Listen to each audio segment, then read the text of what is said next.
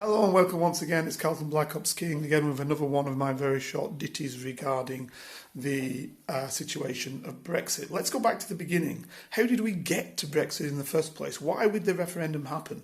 Well, I'll tell you why it happened. It was dead simple. It was a calculated or miscalculated perspective from David Cameron, our then Prime Minister. Think about it. He had been in a coalition government. The Conservatives had lost quite a lot of seats and were indeed beginning to lose, potential of losing more seats of the Eurosceptic wing to the then relatively powerful body on the right, which was Nigel Farage's body, UKIP. So what was the idea? The idea was we'll give the people a referendum if we win the next election, so therefore we can deal with this issue once and for all. The clever part that David Cameron was actually playing was that all of the information he was receiving via polls and so on and so forth was that actually there wouldn't be another outright Conservative win.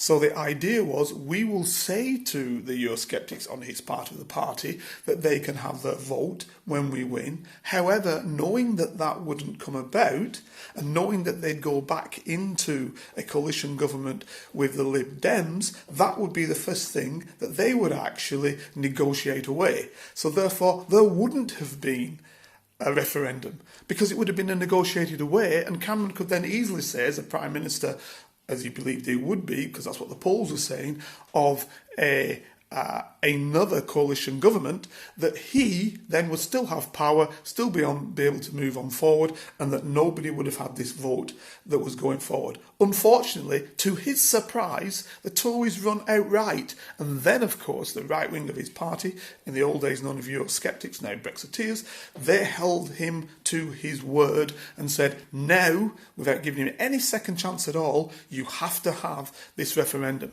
And from day one, I'll tell you now, I knew that the government would lose it. Why did I know they'd lose it? Because the government were never actually going to say the positives of the European Union, using Germany as that model for the positive. Example, the Eurosceptics' main element was that we can't sell our goods abroad.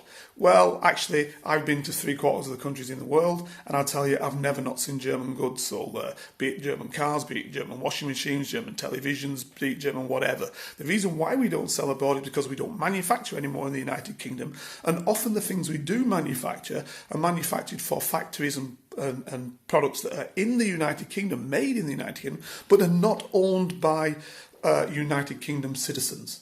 Let me give you an example of that. Jaguar, which are, yes, manufactured in the United Kingdom, but actually owned by an Indian company, by Tata. So that's what our problem has been, and that would have to have been explained. So, of course, they were never going to say that. They were also never going to say why Germany has $1 trillion higher GDP, that's gross national product, i.e. they make $1 trillion more than we do in goods. They were never going to explain that. They were never going to explain why our position vis-a-vis many aspects of the world moving forward was lessening, especially in terms of our industrial capacity. Yes, in terms of services, United Kingdom was doing well. In fact, that's now around about 80% of our exports. But in terms of productivity, in terms of producing goods, we were falling behind the sphere. And that was never going to be explained. And that, my friend, was the problem for David Cameron. How could he explain to the British public that we weren't number one in Europe, that Germany was, and in fact that a fast number 2, if not number 3, was France, and that we were struggling with this issue? So that's why Cameron was effectively fighting a campaign with his one hand tied behind his back. He couldn't actually say, yes, the European Union's doing a great job for Germany, but we aren't taking from it what we should be taking because we haven't got the means, i.e. we're not producing product ourselves. We're producing product on behalf of others. If you take half the car companies, example, take Mini, that's BMW. You can go to various other aspects. You can take this is why, actually, I was just going to say, but let's make it clear. This is why many companies can turn around and say, we're going to leave Britain if they leave the European Union. So you only need to look at aircraft manufacturers actually sitting in the UK, example, but are not British companies. That was our problem. That's why we lost. I'll come about with another vlog as to why we are not just going to lose economically, but why we will lose the very United Kingdom itself. I'll do that in my next vlog.